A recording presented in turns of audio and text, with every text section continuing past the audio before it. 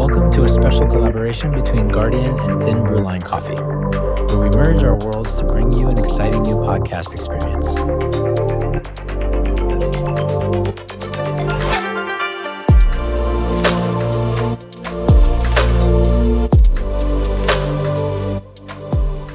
Today's guest is Preston Wall. I've known Preston for about a year now, and he's the president of a nonprofit organization called Frontline Heroes Outdoors, which is also an organization that Thin Brewline Coffee has been supporting over the last year.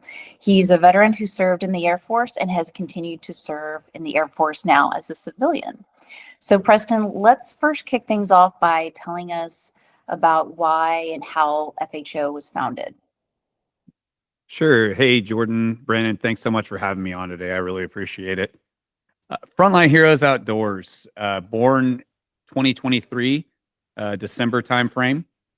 A bunch of my friends and I got together and we decided that we wanted to do something for veterans, military members, and first responders. And we had all been in a volunteer status prior with other organizations, and we all decided to come together and form Frontline. And since then, we've taken out 300 plus people on trips, outdoor adventures, ranging from hunting, fishing, skydiving, horse therapy, goat yoga, and some other goofy things out there.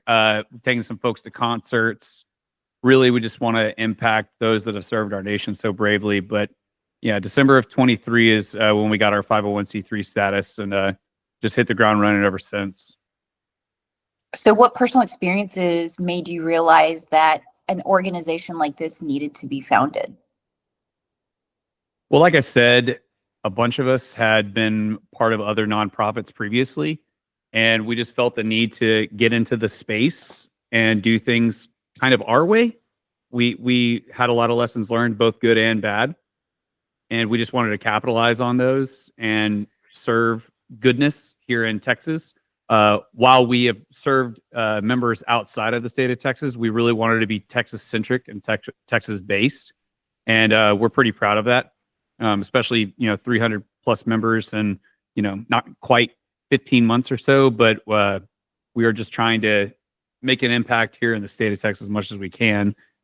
So whenever we formed Frontline, we always said we just wanted to be super unique, and that uniqueness has helped us carry the torch of Frontline ever since. We've done some really cool things with bourbon and whiskey that we can get into later. We've done some really awesome collaborations with other nonprofits, and we are poised to do some pretty cool hunts and trips here in the future that, again, I'll tell you a little bit more about later. But we just really felt that we wanted to address mental health and serve those that have served our nation so bravely in a way that we hadn't necessarily seen fit in other organizations. So you've told me before that the makeup of Frontline is about 60% military service members, and then about 40% law enforcement or first responders. Is that makeup correct? Yeah, so those are who we've served so far. When we first started Frontline, we didn't, one of those lessons learned being a new organization, we didn't make everybody register as to what they were when they registered first and foremost on the site. So they were just registering as they were applying for things. So we have a plethora of members that we really don't know if they're military, first responders, or veteran status. But since then, we have implemented, if you sign up on our website or sign up for a trip, we have to know your status. And members served wise, I think we were at 65% military veteran and about 30% law enforcement, the other 5% spouses and kiddos. So, which we're super proud to be able to say that we serve them as well. One of the events that you've done that I thought was really special was for a spa day for the ladies. Do you guys have another one coming up soon? So we're trying to figure out when the next one's going to be. We had actually, my wife went out with one of our mission coordinators, and put on this spa day for all these ladies. It was actually 8 female veterans here in the city of San Antonio, and it just was super special for them. We actually got some really awesome feedback at an event that we did the weekend afterwards, and 2 of the members came up to us and just said how special it was. Trips like that, while it's not typically hunting and fishing, like I said, we try to be really unique. Trips like those, you never know how that's going to impact somebody's life. Some of those ladies, and I don't mean them specifically, but folks in general, may not be able to afford a day like that.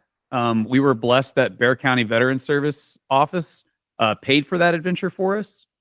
And some of those ladies may not have been able to afford a day like that, or they wouldn't have thought, hey, let me take a day off work to go treat myself, right?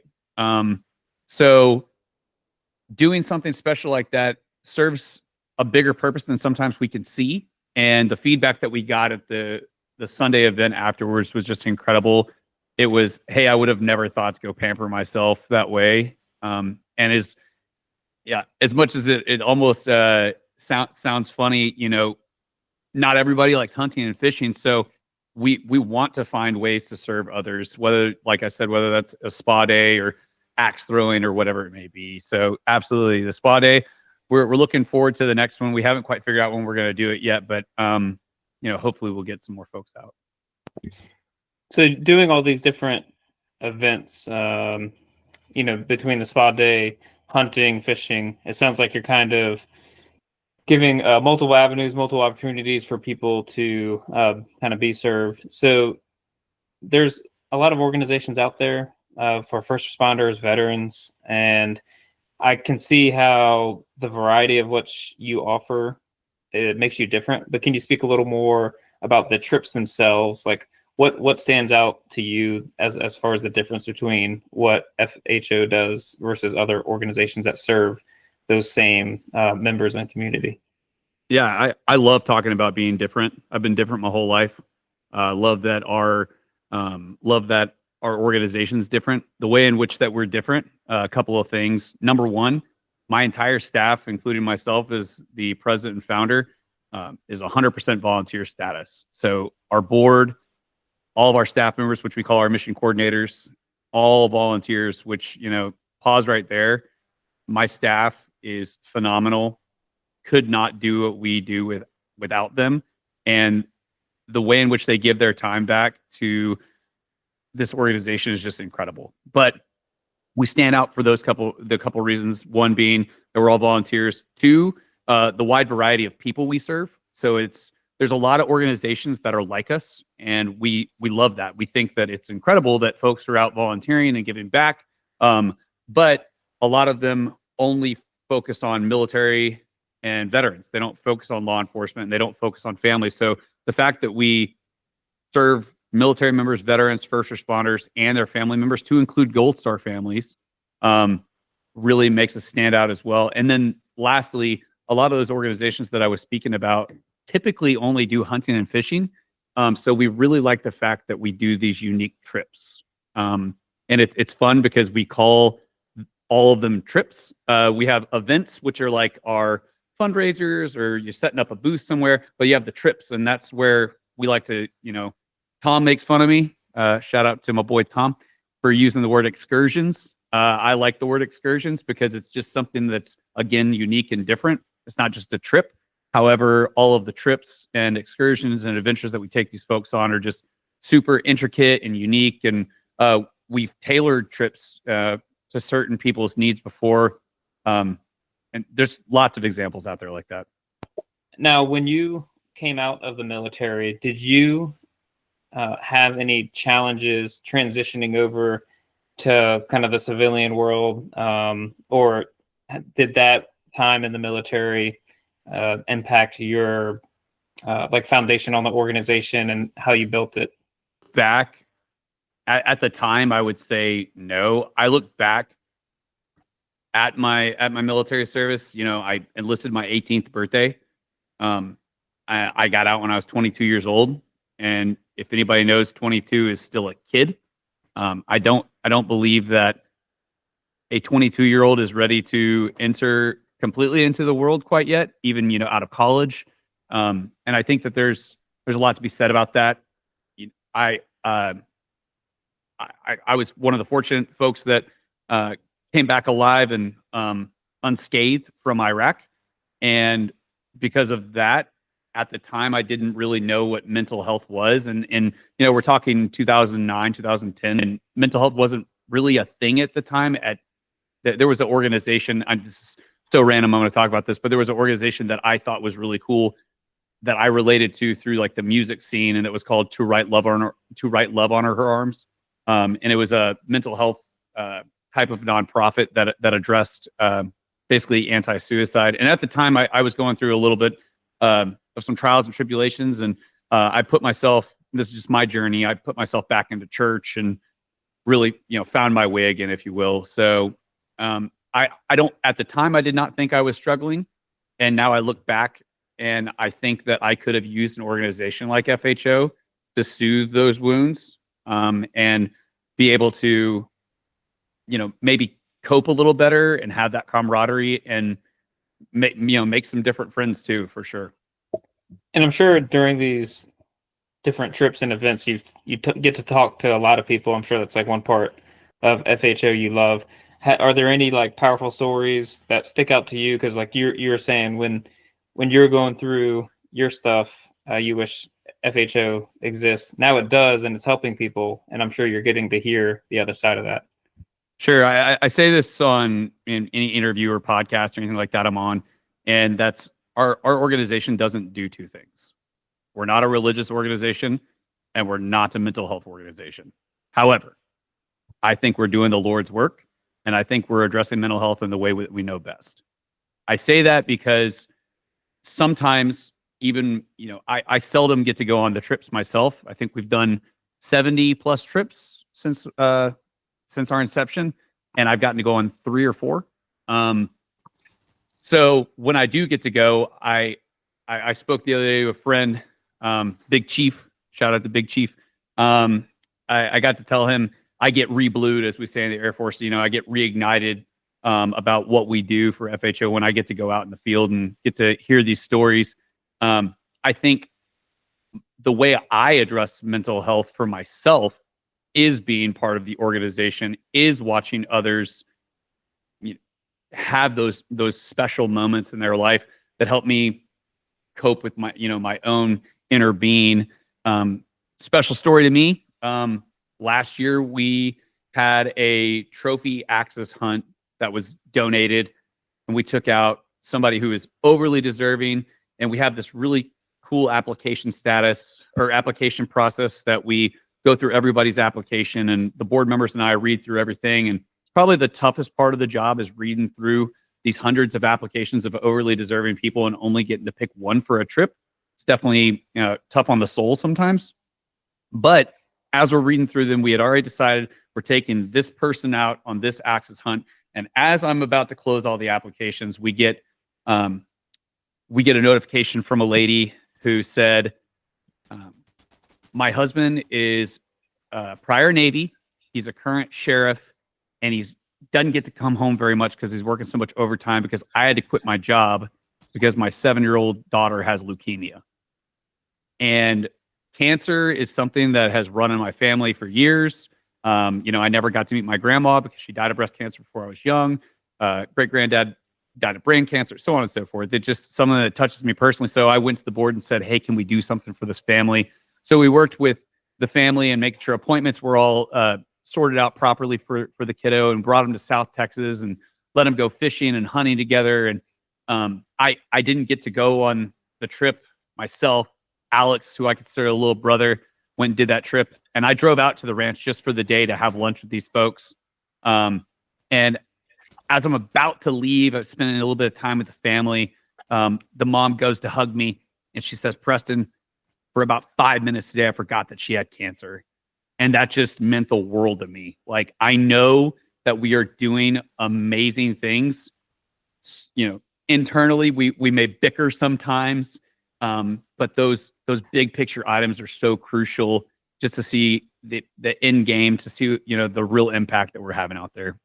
So other than assembling a team, what are some other big hurdles that maybe you weren't expecting with getting FHO up and running? I think it was the growing pains of FHO, growing our following a little bit, getting people to buy in really to what we were doing. I think that we did a really good job, and I will give Tommy some props here. He has a very, very good way of talking with ranchers to say, hey, we're not going to ask for handouts. We'll buy into your ranch, and then we can form a strategic partnership later. But we want to show you good faith in what we do, and then once we're out there and we're paying for the hunt or the adventure or trip or whatever, you're able to see the impact that we have, and hopefully that'll touch you, and we'll be able to work together later on. I think forming those relationships and those bonds took a little bit of time, and that's okay because we did some amazing things in our first year. Our goal for 2024 was taking 100 people out on trips, and we ended up taking over 250, which is just incredible to me. I ran the numbers yesterday. Shout out to Ethan. Thank you for helping me run those numbers. And we're at 80 people since January 1st that we've taken out and done some really, really cool stuff too. I think that because of those growing pains, we only became a better organization and we became closer as a group. Like I've said before, sometimes you have the internal board struggles of, hey, we want to put money into this, or hey, our initiatives are this. But at the end of the day, we keep hearing these amazing stories and this feedback from our members about how what we did impacted their life, and that just makes it so much worth it. Preston, when you were a younger organization, how did you attract members into FHO? Recruitment. Lots of recruitment. I think that between Andrew, Tom, and myself, and poking at Alex and Thomas there in the beginning, I think that we went to a road show or a pop-up every other weekend, if not every weekend. And I'm not a big fan of the word grinding, but man, we were grinding out there. At every single event, we were hustling. Somebody was, behind the booth working merch, while the other person was out in the crowd handing out pamphlets, and the third person was running the cash drawer, and we were just, it was old school grinding. We had fun doing it. I mean, we really did. We were fortunate enough. Our friend Skip has a bar, the Reserve on 1863, I believe is what it's called. Sorry if I messed it up, Skip. But he invited us out for their annual crawfish broil, and we had an absolute blast doing that. And not only like the camaraderie of eating crawfish together, but working the booth together, and getting to have some adult beverages together is always an added bonus. But I think that was the turning point in FHO, us looking at each other at that specific event and knowing like, hey, this is something we can do for a long time. And I think that we're getting pretty established because we had people walking up to us probably for the first time. I want to say that was like April of 24, and we started in December of 23. So April of 24, we had people coming up to us saying, hey, we know who you are. We follow you online. And I think it's pretty incredible the first 4 to 5 months. And that's only a testament to how hard the staff was working there in the beginning. I mean, I think we had 10 staff members by then, and we had just recruited a tall, handsome young man called Jonathan Dula, who Jordan knows. Shout out to my boy Dula. And at that time, him and his wonderful girlfriend Candace came and joined us at that crawfish boil, and it was just, there was something special about that day, and I don't know what it was. Probably the enormous amount of alcohol we had all drank, but it was something. By the end of it, we all knew something was different at that point in time. We were just very, very excited about it. Yeah. So yes, Jonathan is one of my favorite FHO guys, and we've worked with him. And Brandon, I don't know if you know this or not, but Thin Blue Line has partnered with FHO and gone out to some police departments. And I mean, very early hours, right? Preston, I think you were at one, and we just brewed coffee, and FHO served breakfast.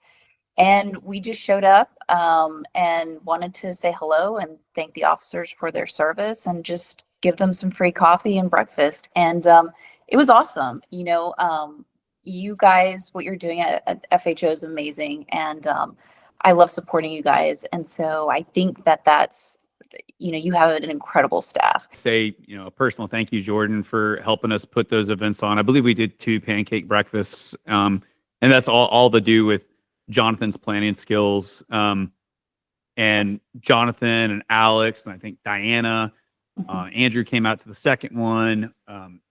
I love giving my staff shout outs because they're just all so awesome. But because of that effort, we did a toy drive in December, and it was incredible. I'll tell you really quick about the toy drive.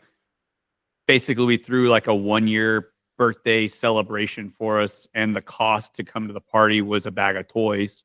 And we worked with and again, it was Dula because of his connections with the San Antonio Police Department. We worked with them called Santa and Blue, and they showed up, and we got to show them, kind of showcase what we do at FHO. And they pull us to the side, and they're like, "Hey, sorry, we have to leave." And I was like, "Oh, that's fine." And they said, "Well, we have to leave because we have to go get a bigger vehicle because you'll have too many toys that'll fit in our current one." And I almost broke down crying because that's just incredible to me that we were able to do something that awesome for the community. But I had to go deliver toys afterwards, and I promise it's coming full circle. I had to go deliver toys to the police department over on Culebra that were left over, or somebody showed up later, whatever it may be. And as I walk in, I'm telling them about FHO, and they go, "Wait, were y'all the ones that were downtown serving coffee and pancakes?" And I said, "That was us." And it's just so awesome that we made a difference enough that somebody could remember who we are because of something as cheap and delicious as pancakes, and amazing coffee. So just thank you for partnering with us on that. It obviously paid dividends, buying into the goodness of the police department, which obviously everybody knows you want to be on a cop's good side. So appreciate the help there. I mean, and they were guzzling coffee too. Like, God bless them. Like, I was actually kind of worried for a few of them. And I started feeling like a drug dealer at some point because I was just like pushing coffee on everybody. Like, "Are you sure you don't want a 4th cup?" And either they would cave in. But okay, so Press, I've been waiting to ask you this question. You are hands down one of the busiest people I know. You're juggling family, full-time job, heading a nonprofit organization. And I want to know what are some of your secrets to success when it comes to staying organized and on top of everything that you are responsible for? I believe putting the right people around you is crucial for the success of an organization. And as much as, Keegan will tell you that I have everything in my brain, like everything's just there, and I just remember all this stuff. There are, when I may have a million things going on in my mind, there's 10 million things that I was thinking about the past, 10 minutes. Implemented a pretty good rule that if it's before a certain hour of the day, we don't text, we put it in the Google chat as a team, so it doesn't wake anybody up. Learn that lesson the hard way a couple of times. What's the hour? I think that we said 7. 7's reasonable. We all have little kids, so we're all up by 7. Unless you're Andrew and you sleep until 10 a.m. That one's gonna hurt Andrew. Anyhow, building a really, really good team around yourself and around an organization is so incredibly crucial. And being able to rely on those folks, there's not a single person on my board, or even frankly my staff, that I wouldn't ask them to do something that I didn't know or think they were capable of doing it. Even if it's something as simple as, "Hey, remind me to write a thank you note to this sponsor." Trisha is probably my go-to. We are such polar opposite people. I mean, I'm a 6'2", 220-pound white guy with a beard. She's this like 5 foot, 100-pound soaking wet little Asian girl, and physically and mentally, like she's like, I love hunting. She loves arcade games and gaming, and we're just polar opposite people. But when it comes to like mission set and knowing racking and stacking priorities, we're just on the same page. We're just so in sync. And so I will text her at all hours or Google chat her at all hours and say, hey, remind me to do this, or can you document that? And because of people like her and the Keegans of the world and Toms and everybody else, I think that we have become so successful, and that's what keeps me driving. You know, I think from like 4:30 every morning till about 9 o'clock every single night, I have my schedule's pretty set. And I know you always ask me about like, Preston, how do you do this? I have learned a battle rhythm the past year and a half that's just set me up for success. And if I don't hit those daily strides, you know, I wake up every morning about 4:45 and I do cardio, whether that's running or walking or sprints or whatever it may be. If I don't do that in the morning, unless I have an absolute purpose, that's not going to set me up for success the rest of the day. It's just going to throw off my internal algorithm. And so, you know, on my drive to work, I'm thinking about things that I need to do once I get there for my actual job. And then, during my lunch break, I'm going to lift weights. And so during my weightlifting session, I'm going to annoy Tom and ask him if he's followed up on this, or I'm going to text Andrew about the golf tournament or whatever it may be. But I say all this to kind of put it all together that if you're not getting the picture, it's not just me driving me, it's my team driving all of us. And I don't think that I would be as successful as I am in what I do, or FHO would not be as successful as it is if it weren't for all those people, the 36 staff members that we have that volunteer their time. How do you also ensure that you're prioritizing your family too? Are you as regimented with carving out family time as you are for like gym, work, FHO stuff? Yes. I'm very blessed that my wife allows me to spend as much time as I do on the things I love and that I'm passionate about outside of FHO, whether it's going to my ranch and hunting with my guys or, you know, doing guys night or whatever it may be, right? We are a team, and at night, we are very regimented. I'll go to my kids in a second, but my wife and I are very regimented. 7:30, kids go to their rooms, period, dot. Mom and dad are watching an adult show, and we call it adult time. You know, whether it's something like Severance or Succession or some really intense show to something as dumb as Love is Blind. That time is sacred. And about 7:30 to 9:30 is good for us because about 9:30 she starts falling asleep. So, and me, I'm just a caffeine machine, so I'm going all the time. Whether or not I've actually had caffeine or not, it's just who I am. I'm a hyper person. But with that being said, we also Tuesday nights. I mean, my wife right now, she's with the girls at gymnastics. During that time, she gets to do, you know, her reading, or during football practices, because I'm not a coach, because I would get way too intense with my son. I sit on the sidelines with my laptop and I'm able to knock out FHO stuff. So I think that we strategically implement things into our lives that are either necessary or that we want to do. Whether that's FHO, like I said, reading her books, or if I want to watch a show that I know she has no interest in whatsoever.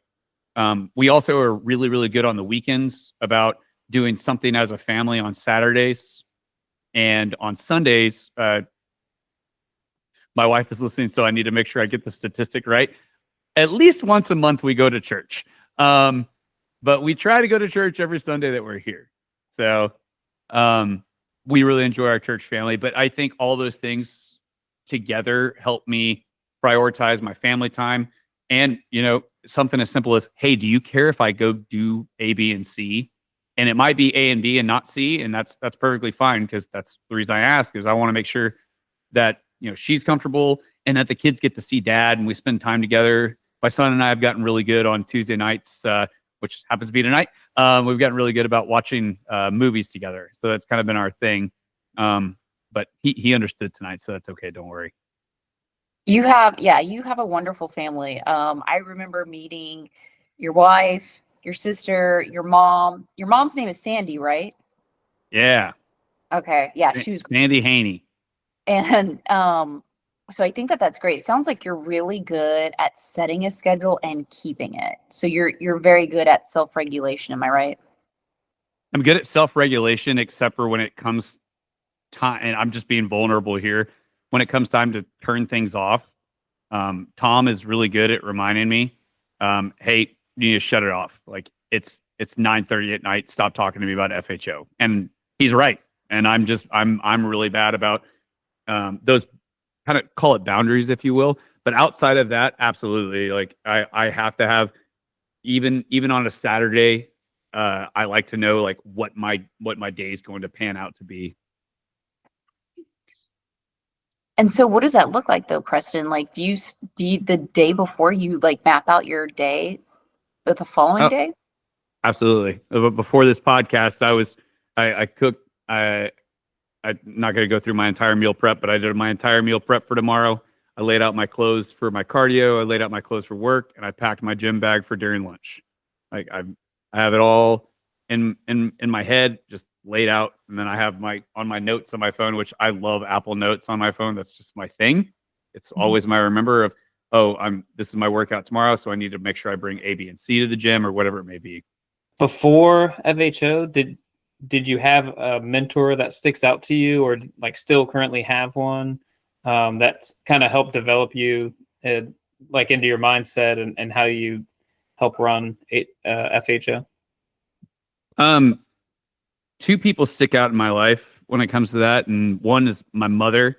My mom and I got really close right when I joined the military, and my parents had gone through a divorce, and I love both my parents equally and dearly. But my mom and I had gotten close, and she had flown over to Germany to see me at my first duty station, so we got to spend Christmas together. Back in the day, it was really cool. But my mom's, she has a really cool story. I won't go into it, but she started from the bottom. She ended up on the top in her company, and she got to retire a little early. And so she definitely was good to bounce ideas off of, and kind of bring me back to the 10,000 foot level when sometimes I was on the 25,000 foot level. And so my mother, number one. Number two, a young man named Chuck Bowen. He is the CEO and founder of a company called Mission Mercantile. They have outstanding leather goods. I actually rep for them a little bit, but they make and produce for Lucchese and King Ranch and all these amazing leather companies, and they do all this leather work for them. But Chuck is I can't imagine this man angry. And so anytime I start to get passionate about something, he just sits back and nods his head. And I know what he's doing. He's bringing me back down to planet Earth a little bit. Sometimes he's very good about thinking long term. And he was actually one of the reasons that I started FHO. He encouraged me to think, strategically about, if I do A and B, what does C look like later on down the road? That's just the easiest way to put it. But I admire him so much. He's just a plethora of knowledge, and there's a reason he's a public speaker. He's just so inspirational.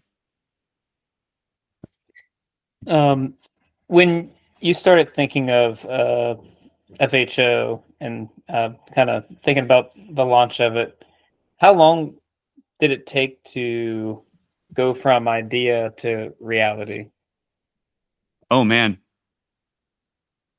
2 weeks. It was pretty quick. We had a one of our founders who since moved on. Him and I were probably talking every 4 hours on the phone and just grinding away, including Tom and Andrew, obviously, because they're my two other co-founders. We probably had a logo.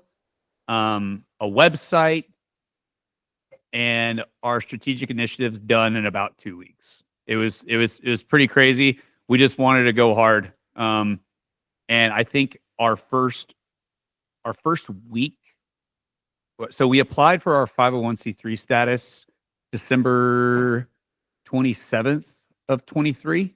Don't count me on that, but something of that nature. And we received our 501c3 status in January 17th of 2024. It's pretty incredible. And we knew we were doing something right, at least paperwork wise. In that time frame, but before we even got our 501c3 status, we said we could still take members out on trips. We don't need to be a 501c3. It's not like we're claiming money or anything of that nature. We just want to start doing goodness and getting people in the outdoors. And by that time that we had hit our 501c3, I think we had taken 10 people out just on random adventures throughout the city, really the area of San Antonio. So yeah, conceptually, I want to say it was 2, maybe 3 weeks, and just bickering and nitpickiness and loving each other. I tell everybody that Tom and I, it's called love by hatred. But lots of goodness, lots of ideas that came together, and our team was just, we're so in sync in our long-term initiatives that it all made sense, and that's why we just hit the ground running really quick. With staff, family, and mentors in your life, what's the best piece of advice? If you had to pick one, what's the best piece of advice that's stuck out to you? I think I would say know your worth and know your value and what you bring to the table. Know your strengths, know your weaknesses. See how you can apply those for good. It took a long time for me to realize that it just, the short story is I was in counseling during COVID, and I was just I was just messy, and I needed to fix some stuff, and counseling was the best thing that ever happened in my life. And I had a polar opposite counselor than me, female, Democrat, anti-hunting. Actually, she was an atheist. I was a Christian, and just polar opposites. And her name's Allison, and she changed my life. I just love her. And anyhow, all that being said, one day we are sitting in a counseling session and just talking about, I think she had said something was happening in San Antonio. We were just having a regular conversation, and I said, "Oh, I happen to know somebody that's going to be there or whatever." She made the funny comment like, "Oh, who don't you know in San Antonio, Preston? Ha ha ha." And she goes, "Have you ever thought about like trying to connect all those people and do something charitable or something good? Have you?" And you always talk about you have all this drive and energy. Why don't you dedicate it to something of that nature? And that's really what started my drive in the nonprofit volunteer world. I've told a lot of people before, I grew up doing missionary work in Mexico with my family and church. Every spring break, we were in Acuna, Mexico, and building homes and doing basketball camps for kiddos and all that stuff. And so I think it's always been ingrained in me to want to give back and serve. I just didn't know how to do it. And after I had volunteered in multiple organizations from 2020 to 2023, I picked and chose what I thought could do best in an organization. And I brought it to the team and said, "Hey, I think that we could do this together." And I feel like we're very successful because of that. All right, Preston. So it's time for our fishbowl segment. Do you know what this is about? I'm excited. I like fish. I like bowls. Okay. I like fish bowls. So, as I told you before we got started, I'm on travel status right now, so I'm away from the home. But normally I have a really nice glass fishbowl, and in it contains a bunch of random questions. So I kind of had to get creative here. So don't judge me, but Instead of a fish bowl, we have a fish bag. Oh, an ice bag. Isn't that what that is?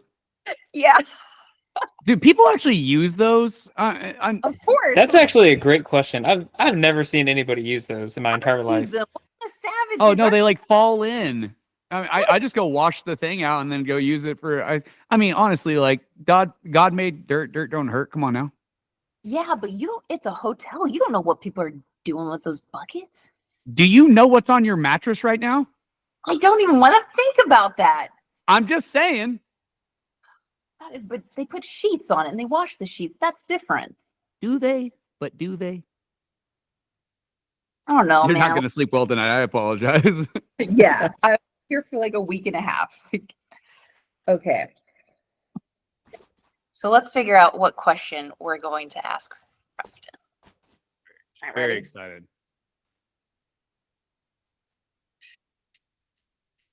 In 40 years, what will people be nostalgic for? Goodness. Nostalgic? That's tough. Like, are we talking entertainment wise? It's your question, my friend. I mean, people may laugh at headphones in 40 years. I mean, we may have like inner tubes that are installed at birth by then. I don't know. That's a tough one. Nostalgic? I mean, I'm nostalgic, what, less than 20 years from the corded phone. I can't imagine nostalgic. Maybe going to concerts. Like people won't want to gather, like, oh, I can just watch it in my living room and I'll have 3D glasses and can virtually meet Bono or whoever. I don't know. 40 years Bono meeting him. Whew, he'd be like 90. I know. Yeah. And I can tell this question is going to plague you for the rest of the night. Yeah. You're gonna start thinking, Don't be surprised in like an hour and a half. I don't just text you and be like, this was the answer. Can we Can do we this record over this again? segment? Yeah. I changed my mind. Okay, Preston. Well, thanks for your time today. Before we wrap up, what are a few projects on the horizon? We have events wise, we have our golf tournament April 4th at the Hyatt Hill Country Resort here in San Antonio. We'd love to get you out to come golf with us. We've been very fortunate and blessed that all of our sponsors have maxed out all of our sponsorship packages. So we're feeling good about that. However, I think we've got 30-ish spots left to come play with us. So we're happy about that, but come on out and golf with us. We also have March 8th. We're going to Family Power Sports, formerly Alamo Cycleplex at I-10 and De Zavala, I believe. And it's their biker night, but it's going to be like 300 people there and food trucks and prizes and all sorts of stuff. So we're going to be there. And then lastly, events-wise, we're already planning for our banquet, like you were telling Brandon earlier. September 20th, Helotes, Texas, at Pedrati's Ranch. We're excited about that. And we already have sponsorship and donor packages available. So if anybody hears me on this or hears us on this and wants to contribute to Frontline, please let me know.